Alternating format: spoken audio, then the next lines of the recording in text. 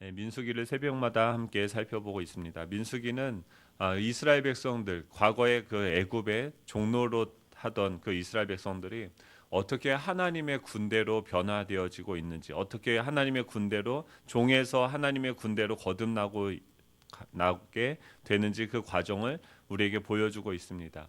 앞에 31장에서는 미디안을 무너뜨리면서 이스라엘 백성들은 이제 요단강 그 우편, 요단강 동편의 넓은 초원을 장악하게 되어집니다. 이제는 그들을 가로막고 있는 장애물들은 없습니다. 이제 앞으로 가서 요단강만 건너가게 되면 그토록 기다리던 가나안 땅을 정복하게 되어집니다. 그런데 여기서 뜻밖의 사건이 발생하게 되죠. 이스라엘 백성 중에서 르우벤 자손과 갓 자손이 요단강 동쪽에 그대로 남아 있기를 원하는 것입니다.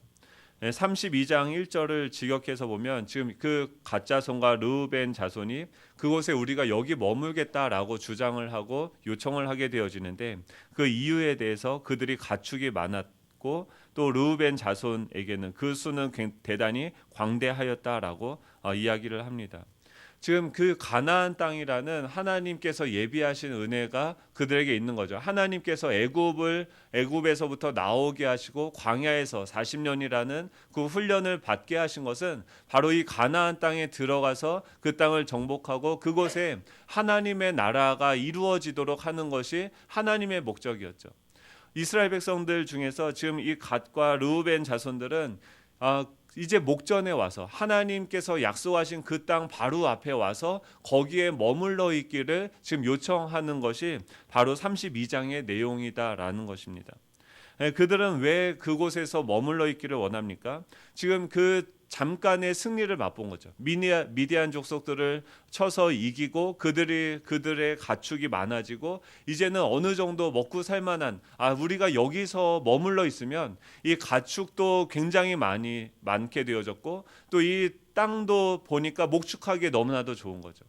여기서 그 가나안 땅, 특별히 하나님이 예비해 주신 그 은혜까지 더 나아가지 않다 하더라도 지금 현실에서 지금 이 자리에서 머물러서 여기서 목축하고 있으면 너무나도 좋아 보이는 거예요.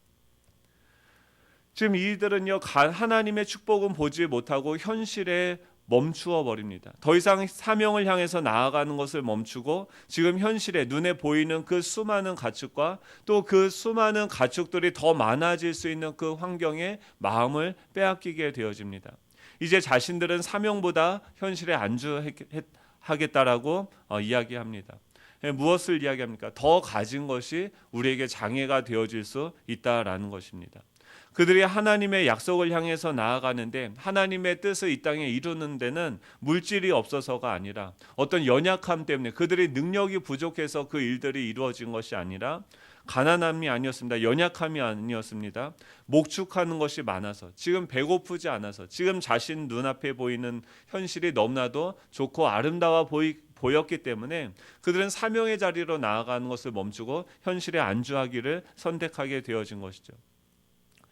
지금 하나님의 계획이 있습니다. 그런데 그 하나님의 계획, 우리를 향한 하나님의 계획이 있죠. 저를 통해서 우리 예수양남교회를 통해서 하나님께서 이 땅에서 이루고자 하시는 뜻이 있는 거죠. 근데 그 뜻을 이루기 위해서 우리가 제자반도 하고 새가족반도 하고 확신반도 하고 제자반하고 성장반하고 이런 훈련들을 받지 않습니까? 이 훈련을 받는 것은 무엇입니까? 사역의 자리로 나아가서 영혼들을 섬기고 또 이 땅 가운데 하나님의 영광을 나타내는 이 세상이 우리를 통해서 주님을 보게 된다라고 우리가 고백하지 않습니까? 그러면 그 세상의 자리로 우리가 나아가서 하나님의 사명을 감당해야 되는 거죠. 근데 그곳으로 나아가는 것이 아니라 이제 이 과정들을 다 마치고 어느 정도 지식적으로도 충족하게 되어졌고 이제 어느 정도 내가 준비되어졌고 알게 되어졌어요. 그리고 그곳에서 머물러 버리는 거죠. 왜요? 지금 이 정도로도 충분하기 때문입니다. 현재 만족스러운 거죠. 그러자 모세는 그들에 대해서 책망을 하게 되어집니다. 6절에서 7절입니다. 모세가 갓 자손과 르우벤 자손에게 이르되 너희 형제들은 싸우러 가거늘 너희는 여기에 앉아 있고자 하느냐 너희가 어찌하여 이스라엘 자손에게 낙심하게 하여서 여호와께서 그들에게 주신 땅으로 건너갈 수 없게 하려느냐라고 얘기해요. 지금 이 모세가 지금 그 르우벤과 갓 자손들에게 어떤 평가를 내리냐면, 지금 이들은 그냥 눈앞에 보여 있는 그 현실에 안주하고 여기서 멈추어 있는 것이 너무나도 좋겠다라고 요청한 것뿐입니다. 그냥 개인적으로 나는 여기서 좀 쉬고 있겠습니다. 내가 여기서 지금 이 현실에 지금 여기서 이 땅을 좀 개간하는 것도 너무나도 좋지 않습니까? 라고 이야기하면서 멈추어 버리는 이 행위에 대해서 이 가데스 바네아에서 10명의 그 정탐꾼, 이스라엘 백성들이 40년 동안 그 광야를 방황하게 만들어냈던 그 10명의 정탐꾼의 그 사례를 이끌어내면서 그들과 같은 똑같은 죄악을 너희들이 범하고 있다라는 것을 지적하고 있다라는 것입니다. 무엇입니까? 현실에 만족하며 가만히 머물러 있는 삶은 하나님의 뜻을 이루는 걸림돌이 되어질 수 있다라는 것입니다. 그러면서 14절 15절에서는 그들의 행위에 대한 하나님의 마음이 어떠하신지에 대해서 이야기합니다. 보라, 너희는 너희의 조상의 대를 이어 일어난 죄인의 무리로서 이스라엘을 향하신 여호와의 노를 더욱 심하게 하는 데다 내가 만일 돌이켜 여호와를 떠나면 여호와께서 다시 이 백성을 광야에 버리시리니 그리하면 너희가 이 모든 백성을 멸망시키리라. 제가 왜 이렇게 설교를 빨리 하냐면요, 빨리 지나가고 싶어서. 저도 제 안에 이런 마음이 있는 거죠. 그러니까 현실에 안주하고 싶고 막 이런 설교하면 저가 불편해요. 그렇죠. 제가 요새 다이어트를 합니다. 제 의도가 아니라 저희 사랑하는 아내와 또 사랑하는 어머니의 강압적인 요구에 의해서 목회자가 그렇게 배가 나와서 맨날 이렇게 민기적거린다고 그래서 다이어트를 하는데 해보니까 몸이 가벼워져요. 머리가 맑아져요. 그리고 뭔가 전에 같았으면 몸이 무거워서 가만히 있었던 것을 계속해서 움직여서 뭔가 하게 되는 거죠. 그러면서 드는 생각이 뭐냐면 제 안에 똑같이 이 갓과 르우벤 자손의 갓과 르우벤 자손이 제 몸 안에는 지방이었던 거죠. 계속 이것들이 내 안에서 머무르면서 하나님의 뜻을 향해서 나아가고 그 사명을, 하나님이 우리에게 주신 사명이 있지 않습니까? 비전이 있지 않습니까? 그것을 향해서 전진하게 하는 것을 발목을 잡는단 말이에요. 이런 것들이 우리 안에 있다라는 것이죠. 결국 현실에 안주하여서 멈추는 것이, 근데 이것이 개인의 문제가 아니라 그 공동체를 낙심하게 만들고 결국 그들이 사명을 이루는 삶을 살지 못하게 만들며 결국에는 어떻게 합니까? 있는 것도 다 빼앗기게 되고 멸망하게 되어진다라는 것입니다. 그래서 어제 이 큐티의 내용은 뭐였냐면, 모세가, 리더십은 이런 성향들이 계속 있는 거예요. 우리 안에도 있고 우리 공동체 안에도 있는 거죠. 12지파 중에서 2지파 반이 현실에 안주하기를 원한다고 하면은 한 21%, 22% 정도 돼요. 그러니까 제 안에 어떤 마음이 있냐면 78%의 하나님의 뜻에 순종하고 싶어하는 그런 마음이 있는 반면에 22%의 현실에 안주하고 싶어하는 마음도 있는 거죠. 우리 공동체 안에도 88%의 78%의 하나님의 뜻에 순종하고 싶어하는 그 사명을 향해서 달려가고 싶어하는 사람들이 있는 반면에 22%의 현실에 안주하고 싶어하는 사람들이 있다라는 것이죠. 그런 상황 속에서 리더의 역할은 무엇입니까? 그 나머지 22%의 사람들, 현실에 안주하려는 사람들한테 모세가 어떻게 합니까? 그들을 설득하고, 이게 설득이 아니죠. 반협박조죠. 같이 너희들이 우리와 동참해서 지금 너희들이 어떻게 가만히 앉아 있어서 지금 저 사람들은 다 일하고 저 사명의 자리로 나아가서 가나안 땅을 정복하려고 하는데 어떻게 너희들만 앉아 있느냐? 어떻게 너희만 현실에 안주하고 있느냐? 너희들 때문에 저 일하는 사람들이 낙심하게 되어져서 결국 우리가 그 하나님의 사명을 이루지 못하게 하는 일을 너희가 하고 있다라고 하나님의 말씀이라고 전하면서 그들을 설득하고 협박하고 있는 거죠. 리더가 해야 되는 역할은 무엇입니까? 우리 안에 우리 자신에게 우리가 해야 되는 것은 무엇입니까? 우리 자신을 설득하고 협박은 아니죠. 순종해야죠. 그러자 27절에 어제 결론이 뭐냐면, 갓과 르우벤 자손이 27절에 보면 종들은 우리 주의 말씀대로 무장하고 여호와 앞에서 다 건너가 싸우리이다.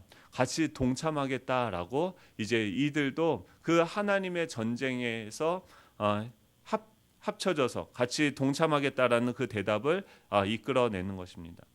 이것을 우리한테 어떻게 적용하면 좋습니까? 첫 번째는 현실에 만족하는 삶이 하나님의 뜻을 이루는데 걸림돌이 될 수 있다라는 것입니다. 지금 얼마나 세상에 좋은 것이 많습니까?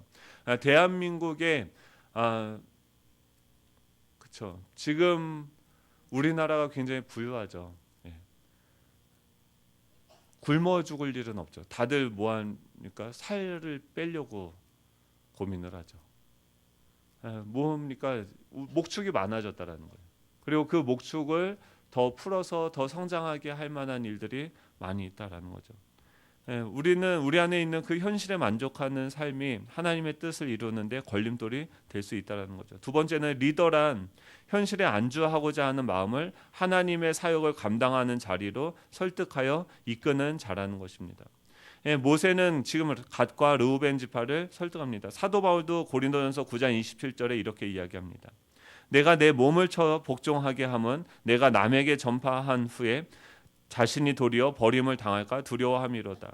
지금 이 사도 바울은요, 그 빌립보에 가서 복음을 전하고 거기서 그렇게 핍박을 당하고 나서 데살로니가로 가고 베레아로 가고 계속해서 그 하나님의 사명으로 향해서 나아가는 것, 전진하는 것을 멈추지 않습니다. 계속해서 핍박이 오고 그를 옥에 가두고 이런 여러 가지 어려움들이 있어요. 교회를 개척하고 거기서 멈추는 게 아니야. 하나 빌립보 교회를 개척하면 거기서 멈춰도 누가 뭐라고 하지 않습니다. 근데 거기에서 감옥에 갇히고 이미 교회가 세워졌음에도 불구하고 거기서 계속해서 전진해 나아가는 거죠. 이 사도 바울의 마음에는 이 현실에 안주하고 싶은 마음이 없었겠습니까? 근데 그때마다 이 사도 바울은 어떻게 했습니까? 내가 내 몸을 쳐서 복종하게 했다라고 이야기해요. 왜냐하면 우리 안에 계신 예수 그리스도는 결코 멈추지 않으시는 분이기 때문입니다. 지금 우리나라에도 이 3천만 명이 넘는 사람들이 예수님을 알지 못하고 지금 우리 다음 세대들, 지금 대학교에 다니는 사람들은 3%가 안 됩니다. 매주 주일에 교회를 나가는 사람들이 3%가 안 돼요. 지금 97%의 사람들이 이 신앙을 포기하고 이 세상의 그 기류에 휩쓸려서 지금 멸망을 향해서 나아가고 있다는 것입니다. 지금 세상이 이런데 어떻게 우리가 멈추고 가만히 있을 수 있겠냐는 거죠.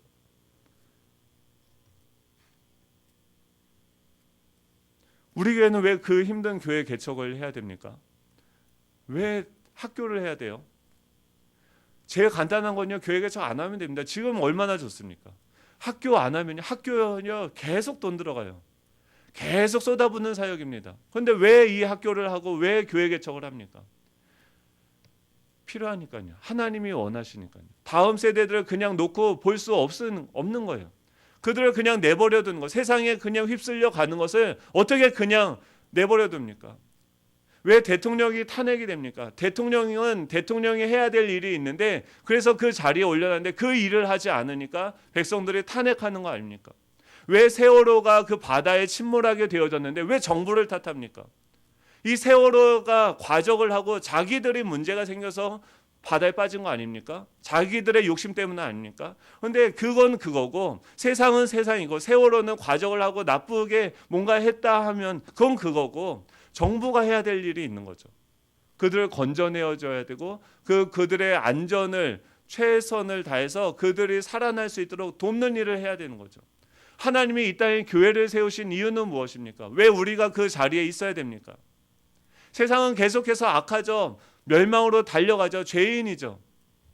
그것을 향해서 뭐라고 하는 것이 아니라 그들 가운데 교회를 두신 이유는 그들을 구원하기 위해서인 거죠. 그 사명의 자리에 우리가 있다고 하면 탄핵되기 전에 그 세상을 향해서 나아가 복음을 전하는 일을 멈춰서는 안 된다는 것입니다. 요단강을 건너가야 되고 여리고성을 정복해야 되고 그 땅을 계속해서 정복해 나아가면서 이 하나님의 나라가 그 땅에 이루어지도록 그 영혼들을 구원하도록 이 사단과 사망과 죽음의 권세에 종로를 타고 있는 그들을 살리는 일을 해야 되는 거죠. 군대가 되어졌는데 군사훈련을 다 받았는데 그 땅에 들어가서 그 사명을 감당하는 것이 아니라 이제 내가 훈련 다 하고 잘 준비되어졌으니까 그냥 나 먹고 잘 사는 그 현실에 내가 안주하겠다. 이게 말이 됩니까? 말이 되지 않는 거죠. 교회 개척을 왜 합니까? 전도의 가장 효과적인 전도 방법이 뭡니까? 교회 개척이요. 교회 개척하면요, 목사부터 먹고 살기 위해서 전도할 수밖에 없습니다. 가만히 있을 수가 없어요. 보세요, 목사님 맨날 기도하잖아요. 양순호 목사님. 네. 우리가 그런 존재예요. 당장 나한테 뭔가 닥쳐지고 뭔가 문제가 생겨야지 그 사지로 내 자신을, 그 사명의 자리로 내 자신을 온전히 내어보내는 것이 무엇입니까? 바로 이 요단강을 건너는 거죠. 다시 돌아올 길은 없는 겁니다. 그 땅을 건너가서 죽든지 아니면 정복하든지 하나님의 사명의 자리로 나아가도록 하나님께서 우리를 부르시는 줄 믿으시기 바랍니다. 이제 어제 그 큐티 내용에서는 이스라엘 백성들이 설득이 되어졌어요. 갓과 르우벤 자손과 므낫세 반지파도 그 사역에 참여하기로 했습니다. 하나님의 역사는요, 온전히 하나 되어지는 것. 누가 개인의 능력이 크고 부족하고 이거는 상관없습니다. 근데 하나님이 사용하시는 원리는 무엇입니까? 하나 돼야 돼요. 모든 사람들이 같은 말, 같은 뜻, 같은 마음을 가지고 그 하나님의 사명을 향하여서 하나님, 우리가 주님의 사명을 감당하기를 원합니다. 온 교회가 하나 되어져서 하나님께 기도하게 되어졌을 때 하나님은 그 공동체를 사용하시는 줄 믿으시기 바랍니다.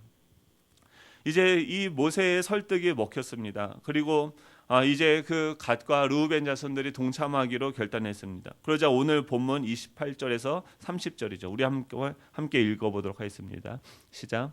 이에 모세가 그들에 대하여 제사장 엘르아살과 눈의 아들 여호수아와 이스라엘 자손 지파의 수령들에게 명령하니라. 모세가 그들에게 이르되 갓 자손과 르우벤 자손이 만일 각각 무장하고 너희와 함께 요단을 건너가서 여호와 앞에서 싸워서 그 땅이 너희 앞에 항복하게 이르면 길르앗 땅을 그들의 소유로 줄 것이니라. 그러나 만일 그들이 너희와 함께 무장하고 건너지 아니하면 그들은 가나안 땅에서 너희와 함께 땅을 소유할 것이니라. 아멘. 지금 이 모세가 이제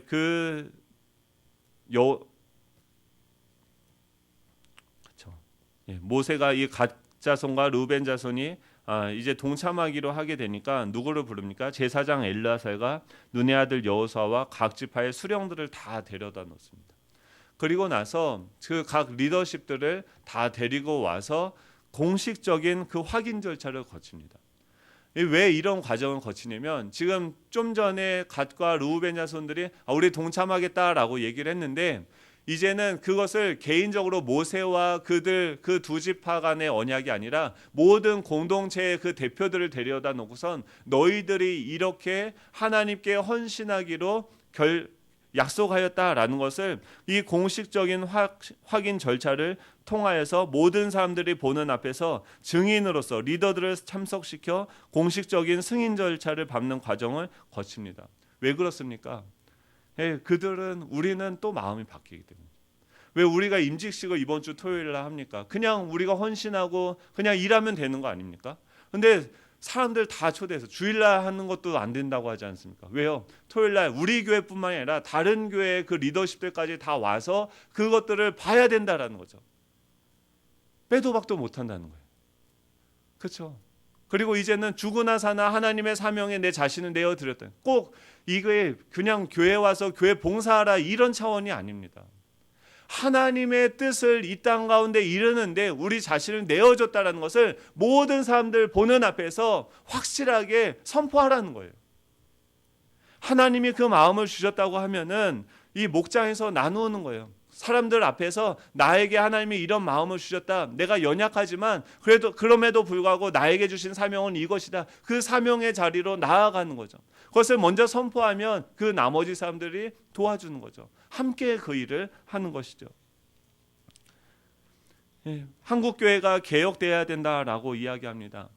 그 개혁은 어디서부터 일어나야 됩니까? 바로 내 자신에서부터 일어나야 되는 것이죠.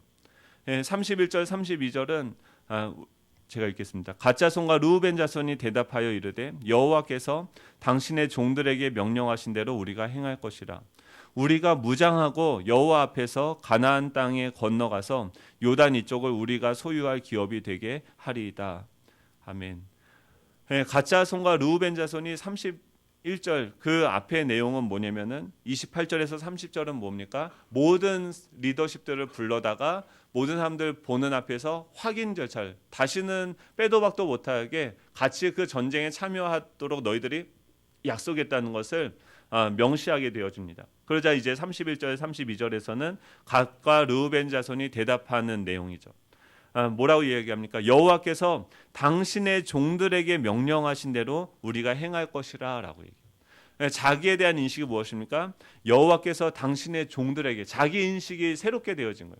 하나님의 종이었다라는 것을 자신이 다시금 깨닫게 되어진 거죠. 그리고 주님이 명령하신 대로 우리가 행하겠습니다. 우리가 무장하고 여호와 앞에서 가나안 땅에 건너가서 요단 이쪽을 우리가 소유할 기업이 되게 하리이다. 이 말이 뭐냐면 그 땅에 가서 그 땅을 정복하게 되어지면 어떤 약속을 했습니까? 그 요단 이쪽의 편을 너희들의 기업이 되게 주도록 하겠다. 그래서 지금 이들은 우리가 싸워서 승리하고 같이 그 싸움을 싸워서 지금 우리 눈에 보이는 이 땅을 우리가 소유하겠습니다 라고 이야기하는 거예요. 조금 아쉬워요. 지금 이 요단 동편은요, 하나님이 약속하신 땅이 아닙니다. 나중에 역사를 보면은 이스라엘 백성들이 지금 하나님한테 요청해서 우리는 이 땅을 갖겠습니다라고 얘기해요. 현실에 안주하겠습니다라고 얘기해요. 근데 이 땅은 하나님이 약속하신 땅이 아니야. 가나안 땅이 하나님이 약속하신 땅이죠. 근데 이거 그럼에도 불구하고 하나님이 허용하시죠. 하나님이 허용하시는 뜻이 있고 하나님이 기뻐하시는 뜻이 있어요. 가나안 땅은 하나님이 기뻐하시는 뜻이에요. 이것은 뭐예요? 요단 동편은 하나님이 허용하시는 뜻이에요. 결국 어떻게 됩니까? 나중에 바벨론의 포로로 끌려갈 때 가장 먼저 멸망하게 되어집니다. 가장 먼저 그 땅을 빼앗기게 되어지죠. 우리 눈에 보이기에는 이게 좋아 보이고 저게 좋아 보여서 여기 머물러 주고 싶은데 하나님 보기에는 이 땅이 요단강을 우리 눈에는 요단강 건너가 보이지 않는 거예요. 근데 하나님이 보시기엔 여기가 훨씬 좋은데 우리가 고집하는 우리의 뜻이 있는 거죠. 그것을 구하면 하나님이 허용하기는 하시는데 그것이 최선은 아니라는 거죠. 가장 좋은 건 무엇입니까? 하나님이 기뻐하시는 뜻이 무엇인지를 파악하고 거기에 내 자신을 드리는 것이죠. 지금 이 갓과 르우벤 자손은 하나님이 허용하신 뜻, 그 땅을 위하여서 그 가나안 정복 전쟁에 동참하겠다라고 이야기합니다. 어떻게 싸웁니까? 우리가 무장하고 여호와 앞에서 가나안 땅에 건너가서 요단 이쪽을 우리가 소유할 기업이 되게 하리이다라고 얘기해요. 우리가 가서 이제는 싸우겠다라고 이야기합니다. 그리고 33절부터 42절까지는 그곳에 있는 이미 정복한 그 땅의 지역들의 이름이 나오면서 그들이 정복한 것에 대해서 어떤 행위를 합니까? 그것을 쳐서 빼앗고 새 이름을 주었다라고 얘기해요. 새 이름을 부여하는 거죠. 새로운 의미를 부여하는 거죠. 이것이 우리가 해야 되는 사명인 거죠. 우리가 세상에 나아가서 지금 정치, 경제, 사회 또 그 수많은 잃어버린 그 영혼들에게 새로운 이름을 줘야 되는 거죠. 예전에는 야곱이었던 이 거짓말장이었고 남의 뒷발꿈치나 밟는 그 자였던 그들을 하나님의 복음을 전하여서 이스라엘로 하나님의 선택한 백성으로 성도로서 변화하는 또 이 정치, 사회, 경제 그 각 분야로 우리가 나아가서 자신에게 주신 그 달란트를 통하여서 그 땅에 하나님의 뜻을 이루는 것을 우리가 해 나아가는 거죠. 그것이 무엇입니까? 새 이름을 주는 것이죠. 그냥 그 세상의 뜻대로 사단의 뜻대로 이 세상의 그 악함의 뜻대로 끌려가는 것을 그냥 내버려 두고 바라보는 것이 아니라 적극적으로 그곳에 들어가서 하나님의 사명을 감당해야 된다라는 것이죠. 이를 위해서 해야 되는 것이 무엇입니까? 광야 시간이 필요한 거예요. 광야는요, 광야가 목적이 아닙니다. 왜 새가족반을 하고 왜 확신반을 하고 왜 제자반을 하고 성장반을 합니까?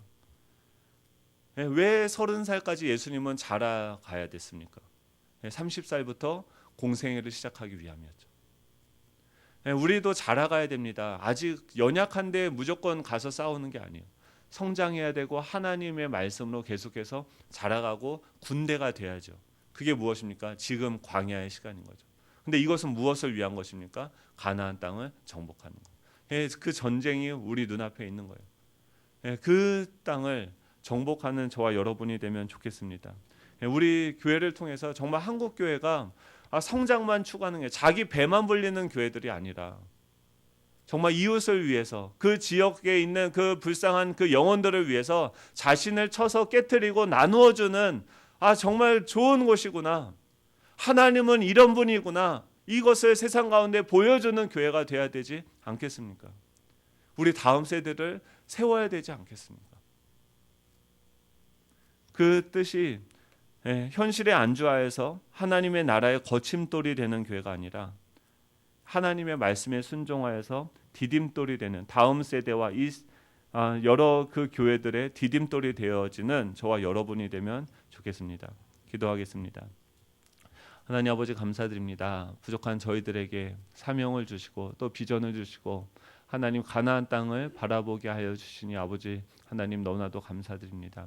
우리 교회에게 하나님 교회 개척과 하나님 또 기도 학교라는 다음 세대라는 그 사명을 우리에게 주신 줄 믿습니다. 하나님 정말 이 땅에 있는 이 불의와 불공정함과 또 이 세상에 있는 타락과 그 어두움의 권세와 대적하기 위해서 하나님께서 우리에게 주신 이 사명을 적극적으로 감당할 수 있는 저희들이 되게 하여 주시옵소서.